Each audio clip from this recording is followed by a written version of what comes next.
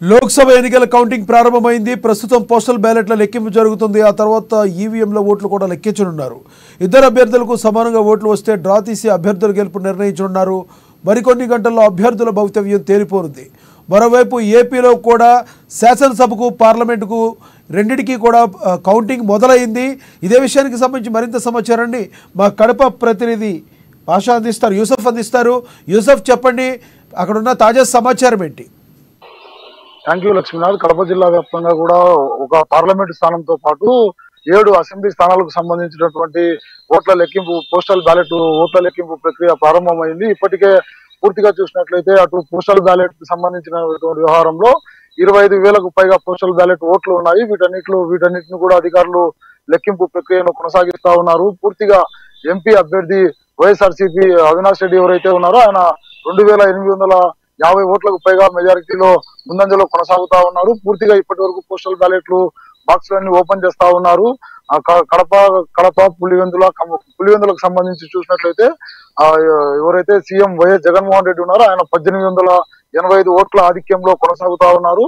అటు రాజంపేట పార్లమెంట్ స్థానానికి సంబంధించినటువంటి వ్యవహారంలో అయితే మిథున్ రెడ్డి ముందంజలో కొనసాగుతా ఉన్నారు. పూర్తిగా కూడా పోస్టల్ బ్యాలెట్ ఓట్ల లెక్కింపు ప్రక్రియ కంటిన్యూషన్ గా కొనసాగుతా ఉంది. నియోజకవర్గాలకు సంబంధించిన అభ్యర్థులందరూ కూడా ఇప్పటికే కౌంటింగ్ కేంద్రాల వద్దకు చేరుకుంటా ఉన్నారు. మరోపక్క అసెంబ్లీ అభ్యర్థులు కూడా వారితో పాటు వారి ఏజెంట్లు ఎవరైతే ఉన్నారో వారందరూ కూడా ఈ యొక్క కౌంటింగ్ కేంద్రానికి చేరుకుంటా ఉన్నారు. పూర్తిగా వైఎస్ఆర్సీపీ ముందంజలో కొనసాగేటువంటి అవకాశాలు అయితే స్పష్టంగా కనబడతా ఉన్నాయి. పోస్టల్ బ్యాలెట్ లెక్కింపు వరకు కూటమి కొద్దిగా ఆధిక్యం వచ్చినప్పటికీ కూడా కడప జిల్లా వ్యాప్తంగా కూడా 10 అసెంబ్లీ స్థానాల్లో కూడా వైఎస్ఆర్సీపీ అభ్యర్థులు ముందంజలో కొనసాగుతా ఉన్నారు. పూర్తిగా వారికి వచ్చినటువంటి ఓట్ల లెక్కింపు శాతాన్ని చూసినట్లయితే దాదాపు ఒక అభ్యర్థికి 2,000 నుండి 3,000 ఓట్లకు ఆధిక్యంలో ఇప్పటికే పోస్టల్ బ్యాలెట్లలో కూడా అసెంబ్లీ నియోజకవర్గాల వ్యాప్తంగా కూడా కొనసాగుతున్నటువంటి పరిస్థితిగా భావించవచ్చు లక్ష్మీనాథ్. సంబంధించి అవినాష్ ముందంజలో ఉన్నట్టుగా మీరు చెప్తున్నారు. రెండో ప్లేస్ లో ఎవరున్నారు? సెకండ్ ప్లేస్ లో అయితే టీడీపీ కొనసాగుతా ఉంది. మూడో ప్లేస్ లో వైఎస్ షర్మిల కొనసాగుతా ఉన్నటువంటి పరిస్థితులు కనబడతా ఉన్నాయి. ఇప్పటికైతే జమ్మలమడుగు భూపేష్ రెడ్డి టీడీపీ అభ్యర్థి ఎవరైతే ఉన్నారో భూపేష్ రెడ్డి ఆయన నియోజకవర్గానికి సంబంధించినటువంటి ఓట్లను లెక్కింపు చేశారు. అక్కడ కూడా ఆ యొక్క నియోజకవర్గం నుండి 2,000కు పై చిలుకు ఓట్ల మెజారిటీతో అవినాష్ రెడ్డి ముందంజలో కొనసాగుతా ఉన్నారు. ఇక మిగతా 6 కాన్స్టిట్యున్సీలకు సంబంధించినటువంటి ఓట్లను కూడా లెక్కింపు చేయాల్సినటువంటి పరిస్థితి ఉంది.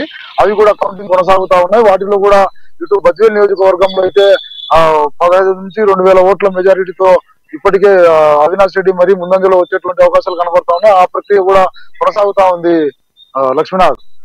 పోస్టల్ బ్యాలెట్ ట్రెండింగ్స్ ఉన్నాయో అవే కంటిన్యూ అయ్యే అవకాశం ఉందంటారా కడప జిల్లా వ్యాప్తంగా? పూర్తిగా పోస్టల్ బ్యాలెట్ లో వచ్చినటువంటి ఆధిక్యాన్ని ఓట్ల లెక్కింపులో పూర్తిగా తగ్గేటువంటి అవకాశాలు కనబడతా ఉన్నాయి. ఎందుకంటే వైఎస్ఆర్సీపీకి కంచుకోటగా కడప జిల్లా కొనసాగుతా ఉంది. ఇక్కడ 10 నియోజకవర్గాల్లో కూడా వైఎస్ఆర్సీపీ తన హవా కొనసాగిస్తుందని చెప్పేసి రాజకీయ విశ్లేషకులు భావిస్తున్నటువంటి పరిస్థితి. పూర్తిగా ప్రజలు కూడా వన్ సైడ్ ఓటింగ్ లో పాల్గొన్నారు. దాదాపు కూటమికి కడప జిల్లాలో ఎటువంటి సీట్లు రావని చెప్పేసి అందరూ కూడా భావిస్తున్నటువంటి నేపథ్యం. పోటీ అయితే గట్టి పోటీనిచ్చారు. అయినప్పటికీ కూడా అధికారాన్ని చేజిక్కించుకోవడంలో వైఎస్ఆర్సీపీ అభ్యర్థులు అయితే పూర్తి స్థాయిలో ముందంజలో కొనసాగుతా ఉన్నారు లక్ష్మీనాథ్. యూసఫ్.